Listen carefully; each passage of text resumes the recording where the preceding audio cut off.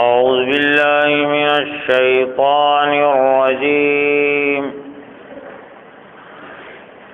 بسم الله الرحمن الرحيم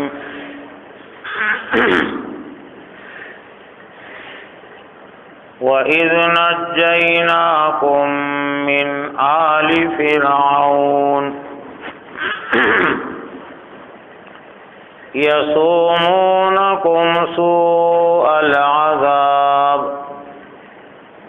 يُذَبِّحُونَ أَبْنَاءَكُمْ وَيَسْتَحْيُونَ نِسَاءَكُمْ وَفِي ذَلِكُمْ بَلَاءٌ مِّن رَّبِّكُمْ عَظِيمٌ صدق اللہ العظیم۔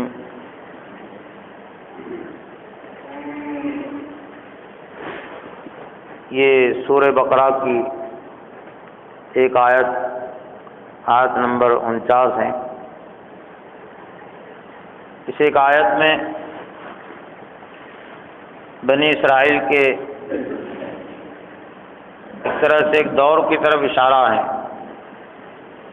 جب ان پر فرعون کی اور اس کی حکومت کی ظلم زیادتی جاری تھی، تو فرعون کی ظلم زیادتی سے نجات دینے کا جو اللہ کا احسان اور خصوصی فضل رہا ہے بنی اسرائیل پر، تو اللہ نے اس احسان کو یاد دلایا، اور یاد دلانے میں پہلے فرعون کے ظلم کا تذکرہ ہے کہ وہ وقت یاد کرو جب کہ ہم نے تمہیں فرعونیوں سے نجات دی جو تمہیں بدترین عذاب دیتے تھے، جو تمہارے لڑکوں کو تو قتل کر ذبح کر دیتے تھے، صرف وہ قتل کے الفاظ نہیں، یعنی بڑی حکمت ہے، یعنی کیسی ذلت اور رسوائی، یعنی جانور جس طرح سے ذبح کیے جاتے ہیں، جانوروں کو قتل نہیں کیا جاتا، جانور ذبح کیے جاتے ہیں گلے پر چھری پھیر کر، زمین پر لٹا کر، تو ایسے یذبحون ابناءکم کہ تمہاری آنکھوں کے سامنے تمہارے بیٹوں کو ذبح کرتے تھے، فرعون اور اس کی حکومت۔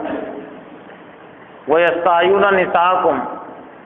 اور تمہاری عورتوں کو زندہ چھوڑ دیتے تھے، یعنی لڑکیوں کو، عورتوں کو، اور اس میں بھی تمہارے لیے ایک طرح سے ذلت تھی، رسوائی تھی، یعنی تمہاری عورتیں ان کے کام آئے، اس سے بڑھ کر اور کیا ہوں، ورنہ جو غیرت مند قوم ہوتی ہیں یا کوئی فرد ہوتا ہے عورت، تو وہ تو مرنا پسند کرتا ہے، لیکن عورتیں تو زندہ چھوڑی جاتی تھی کہ ان سے بدکاری کے جنسی خواہشات کے کام لیے جائے، گھروں میں انہیں باندیاں بنا کر رکھی جائے۔ وفی ذالکم بلاء من ربکم عظیم اور تمہاری لڑکیوں کو زندہ چھوڑ دیتے تھے، اس نجات دینے میں تمہارے رب کی بڑی مہربانی، ان فی ذالک بلاء من ربکم عظیم، ان فی ذالکم بلاء من ربکم عظیم، ایک اس کا مفہوم یہ کہ بلا کے معنی آزمائش کے بھی، اس میں تمہارا امتحان تھا، بڑی آزمائش تھی کہ تم اس آزمائش میں مبتلا ہو کر اللہ کی طرف رجوع کرتے ہو یا نہیں کرتے ہو۔ مصیبت اور پریشانی کے حالات اور خوشحالی کے حالات، یہ دونوں ہی اللہ کی طرف سے آزمائش کا ذریعہ ہوتے ہیں، نصیحت کا ذریعہ ہوتے ہیں، لیکن یہاں جو ترجمہ کیا گیا بلاء من ربکم عظیم کا، اور تمہاری لڑکیوں کو چھوڑ دیتے اس نجات دینے میں تمہارے رب کی بڑی مہربانی تھی، من ربکم عظیم، یہ بنی اسرائیل کے جس دور کی طرف اشارہ ہیں، اور جائے وقوع کے لحاظ سے جس ملک اور جگہ کی طرف اشارہ ہے، تو مفسرین نے اس سے مراد لیا مصر، یعنی اس وقت تو بنی اسرائیل مصر میں تھے. مصر کے عربی میں شہر کے معنی اور شہر کے معنی میں مصر کا لفظ استعمال ہوتا ہے، لیکن ایک طرح سے پھر یہ جو مصر کا جو لفظ ہے وہ ایک ملک ہی کے لیے بولا جانے لگا. حضرت محمد صلی اللہ علیہ وسلم کے دور سے تقریباً 2000 سال پہلے کا یہ واقعہ ہے، جبکہ بنی اسرائیل مصر میں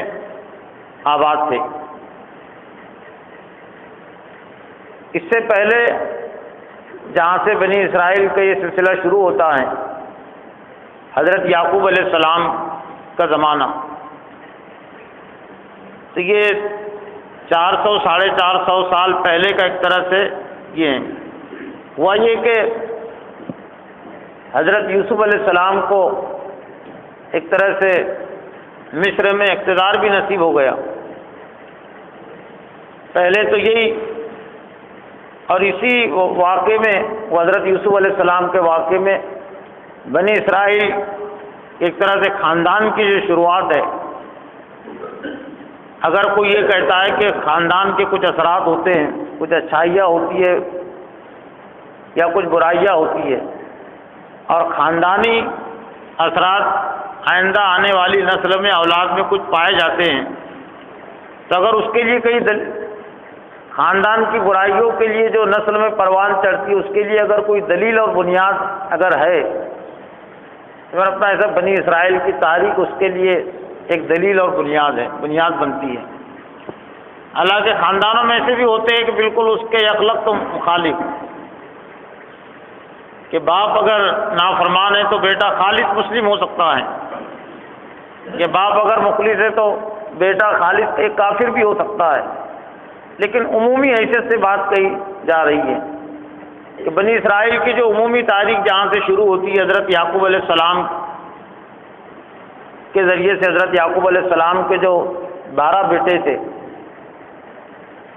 12 بیٹوں میں حضرت یوسف علیہ السلام اور ان کے بھائی حضرت بنیامین جو ایک ہی ماں سے تھے، اور یعقوب علیہ السلام کی جو دوسری بیوی تھی ان کے ذریعے سے 10 بیٹے. یعنی گویا کہ کردار کو اگر ہم دیکھیں تو ان کی تاریخ حسد جلن سے شروع ہوتی ہے، اور سورہ یوسف میں وہ تفصیل کے ساتھ موجود ہے کہ حضرت یوسف علیہ السلام ابھی بچے ہیں، لیکن صرف اس بنیاد پر کہ ہمارے ابا یہ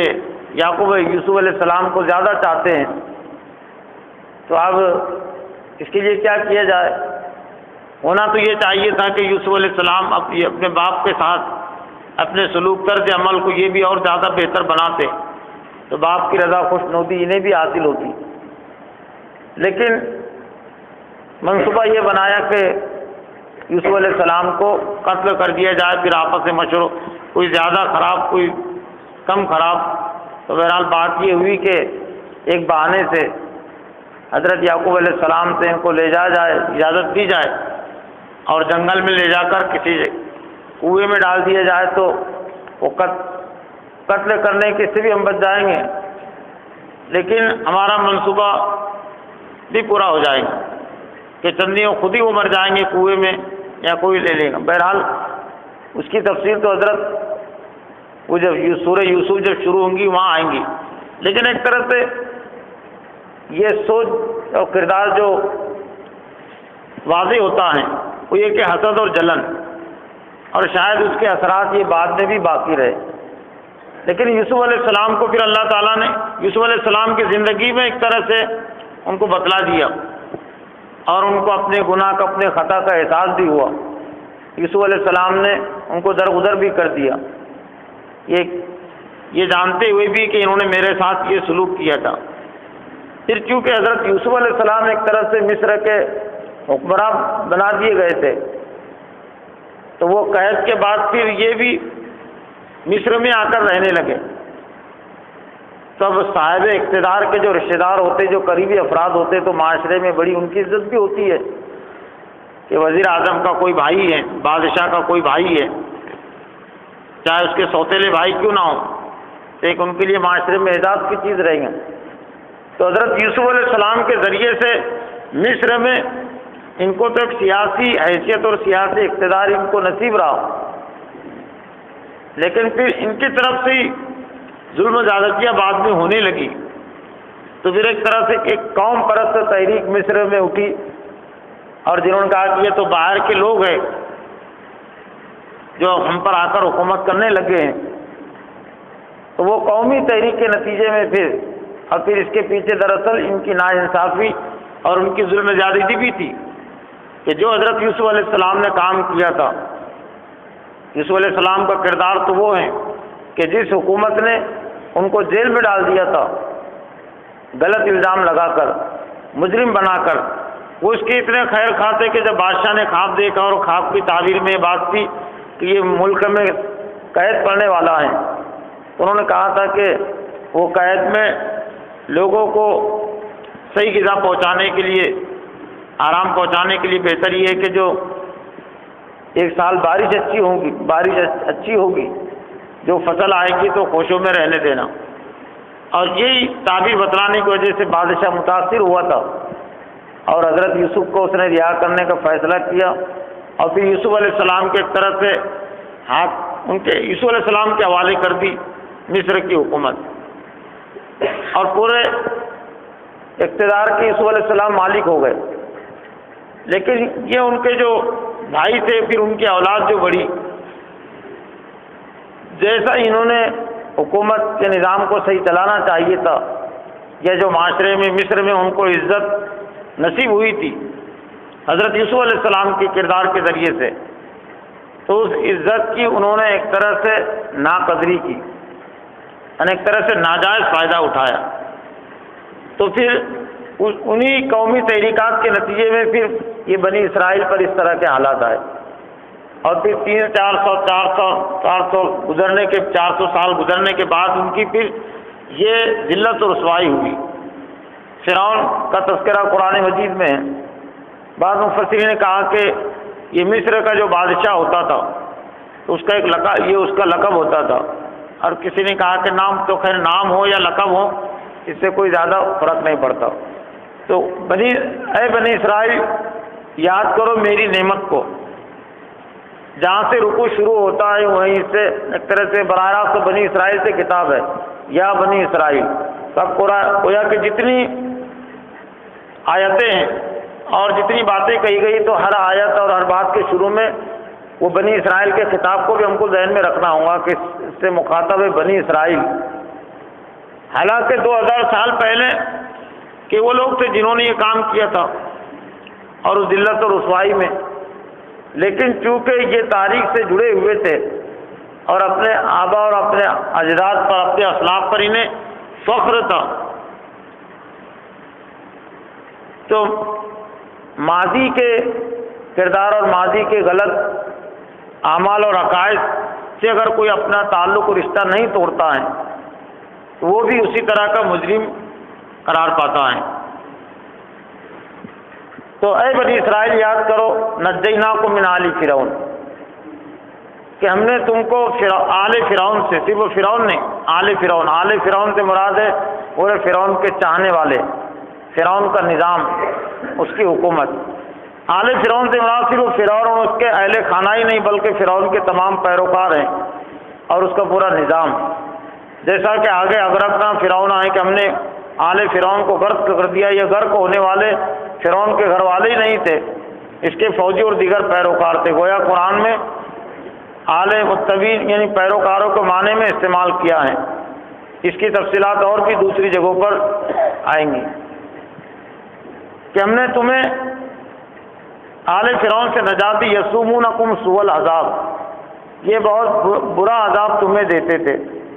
اور عذاب کی بہت ساری قسمیں تھیں، لیکن یہاں عذاب کی ایک قسم کی طرف اشارہ کیا گیا، یا فرعون کی ظلم زیادتی کی طرف اشارہ کیا گیا۔ یذبحون ابناءکم، وہ تمہارے بیٹوں کو ذبح کر ڈالتے تھے۔ بعض مفسرین نے توجیہ کی کہ شاید فرعون کو کسی نے کہہ دیا تھا کہ بنی اسرائیل میں کوئی بیٹا پیدا ہوگا اور اس کے ذریعے سے تمہاری حکومت کا خاتمہ ہو جائیں گے، تو جو صرف عارضی طور پر یہ جو عجوب بازی کے جو مزاج کے اور نفسیات کے ہوتے ہیں ان کی زیادہ نظر اسی کی طرف جاتی ہے۔ دراصل بات یہ تھی کہ کیونکہ بنی اسرائیل کی ایک کی سرکشی تو نہیں تھی، سبھی کی سرکشی تھی، اور پھر جو بھی صاحب اقتدار ہوتا ہے تو اس کو مخالف قوم سے ڈر لگا رہتا ہے، اور پھر ایک ہی فرد سے تو ڈر نہیں لگا رہے گا کہ کوئی ایک ہی فرد ایسا ہو سکتا ہے متعینہ، پوری قوم اس کی دشمن اور مخالف ہوتی ہے۔ تو نجومیوں نے یا پھر ابلیس کی جو طاقت اور قوت جو موجود ہے ہر زمانے میں، اور غلط وسوسوں کے ذریعے سے وہ انسانوں کے ذہن اور دماغوں کو خراب وہ کرتے رہتا ہے، تو ایک طرح سے فرعون اور اس کی حکومت یہ سمجھتی تھی، یا جو قومی تحریک اٹھی تھی، کہ بنی اسرائیل کی آبادی کو اگر ہم نے ختم نہیں کیا اور ایسی آبادی ان کی بڑھتی رہی تو پھر ہمارا اقتدار ختم ہو سکتا ہے، یا ہم کو کبھی یہ چیلنج دے سکتے ہیں۔ اور کچھ مفسرین نے جو امکان ظاہر کیا کہ کسی نے کہا تھا، کسی نجیبوں نے کسی نے بتا دیا تھا،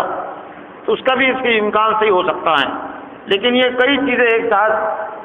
جڑی ہوتی ہیں کسی بھی قوم کے عروج میں اور کسی بھی قوم کے زوال میں۔ یہی وجہ ہے کہ جب اس نے یہ بنی اسرائیل کے متعلق قانون جاری کیا کہ جو اولاد پیدا ہو تو بیٹوں کو قتل کر دیا جائے، ایک طرح سے بنی اسرائیل کے لیے اس میں سزا بھی تھی ان کی نافرمانیوں کی، کہ اللہ تعالیٰ نے جو تمہیں اقتدار دیا تھا، خوشحالی عطا کی تھی، اور مصر میں تمہیں ایک مقام مرتبہ عطا کیا تھا، تم نے اس مقام مرتبے کی قدر نہیں کی، اپنی ذمہ داریوں کو تم نے نہیں سمجھا، تو پھر یہ اس کی پاداش میں یہ تمہاری ذلت اور رسوائی، اور یہ صرف عزت کی خاطر، دنیا میں نام کی خاطر، اس لیے کہ اسلامی اقتدار کچھ ایسا اقتدار ہے کہ یہ اقتدار چلاتے ہوئے یا اقتدار کرتے ہوئے کوئی تمام لوگوں کو خوش کر ہی نہیں سکتا۔ ہر معاشرے میں ہر طرح کے لوگ ہوتے ہیں، اچھے بھی ہوتے ہیں، برے بھی ہوتے ہیں۔ حضرت محمد صلی اللہ علیہ وسلم سے بڑھ کر کون نرم دل خیر خواہ ہو سکتا ہے، لیکن آپ کے بھی لوگ خام خواہ دشمن ہو گئے، یعنی مکہ کے تو تھے ہی، مدینہ میں خود جنہوں نے اسلام قبول کر لیا تھا ظاہری لحاظ سے، وہ بھی دشمن ہو گئے منافقین کی صورت میں۔ تو اب اس سے بچنے کے لیے جو دنیا پرست لوگ ہوتے ہیں، جو اقتدار پرست جو لوگ ہوتے ہیں، وہ طریقہ اختیار کرتے ہیں کہ وہ جیسا چاہتے ہیں بس ویسے ہی ہم کریں، کسی کی کائے کو مخالفت اور دشمنی مول دین، اور وہ فائدہ جو مرنے کے بعد ملنے والا ہے، یعنی ادھار کے لیے، یعنی نقد کی قربانی کائے کو دینا، یہ تو ان کو نقدی دشمنی، نقدی دوستی، نقدی فائدہ ہے۔ تو دنیا پرست تو وہ نقدی پر زیادہ دھیان دیتے ہیں، چاہے بعد میں کچھ بھی ہو۔ اور اسلام کی کچھ تعلیم ایسی ہے کہ شروع میں تو آزمائش آتی ہے تاکہ معلوم ہو کہ کتنے کھرے کتنے کھوٹے ہیں، اور پھر انعام ملتا بھی ہے تو بعد میں ملتا ہے، کچھ لوگوں کو دنیا میں بھی ملتا ہے لیکن وہ بھی بعد میں ملتا ہے، پہلے نہیں۔ لیکن نافرمانی کے نتیجے میں سزا تو ملتی ہے، آخرت میں تو ملے گی دائمی طور سے، دنیا میں بھی اگر ملتی ہے تو کچھ چھوٹ دینے کے بعد، کوئی ڈھیل اور مہلت دینے کے بعد ان کو سزا ملتی ہے، فوراً ہی پکڑ نہیں ہوتی، تاکہ معلوم ہو جائے کہ یہ برائی میں کتنے شدید اور کتنے پکے ہیں۔ اگر ٹیمپر واری چیز ہے، عارضی چیز ہے، کسی اس میں آ گئے تو بہکاوے میں آ گئے، دھوکے میں آ گئے، اور پھر توبہ اور استغفار کر لیتے ہیں تو اللہ درگزر کر دیتا ہے۔ لیکن جو پھر اس پر اڑے رہتے ہیں، جمے رہتے ہیں، تو گویا کہ اس بات کی دلیل ہے کہ بہت سوچ سمجھ کر انہوں نے نافرمانی کا، برائی کا راستہ اختیار کیا، تو پھر اللہ کی طرف سے پکڑ ہوتی ہے کہ وہ نصیحت حاصل نہیں کرتے۔ تو ایسے ہی کہ عارضی فائدوں کی خاطر انہوں نے اللہ کو ناراض کیا اور حق کو نظر انداز کیا، تو اس کے نتیجے میں پھر تاریخ میں ذلت اور رسوائی ان پر مسلط ہوئی، اور فرعون کی طرف سے ایک طرح سے بنی اسرائیل کے لیے یہ قانون جاری ہوا کہ ان کے بیٹوں کو ذبح کر دیا جائے، جو بھی پیدا ہو۔ وہ استان نساءکم، اور تمہاری عورتوں کو وہ زندہ چھوڑ دیتے تھے، اور اس میں تمہارے رب کی طرف سے بڑی آزمائش بھی تھی، یا پھر نجات دینے کی طرف اگر اشارہ ہو تو تمہارے لیے اس میں اللہ کی طرف سے بڑا امتحان بھی تھا۔ تو ایک طرح سے یہ پورے 10 رکوعات تک یہ بنی اسرائیل پر ایک طرح سے اللہ تعالیٰ کی طرف سے جو فرد جرم عائد کیا گیا، یعنی تمہاری جرموں کی فہرست حضور صلی اللہ علیہ وسلم کے دور میں جو یہودی تھے اور جن سے آپ کو سابقہ پڑا تھا ہجرت کے بعد، تو مدینہ کے مسلمانوں کو بھی ان کی ذہنی سیاسی غلامی سے نکالنا تھا، جو غلط تاریخ انہوں نے گھڑ رکھی تھی، اور یہودیوں کو بھی ان کا اصلی چہرہ بتانا تھا کہ جس تاریخ پر تمہیں ناز ہے تو تمہاری تاریخ تو یہ ہے۔ یعنی اللہ کے احسان کو دیکھنے کے بعد اور اللہ کے احسانات کے نتیجے میں اللہ کے نافرمانی احسان فراموشی۔ اللہ سے دعا ہے کہ اللہ تعالی ہمیں اللہ کی اطاعت و فرمانبرداری کرنے کی توفیق عطا فرمائے، اس کی نافرمانی سے بچنے کی توفیق عطا فرمائے۔ ربنا تقبل منا انک انت السمیع العلیم وتب علینا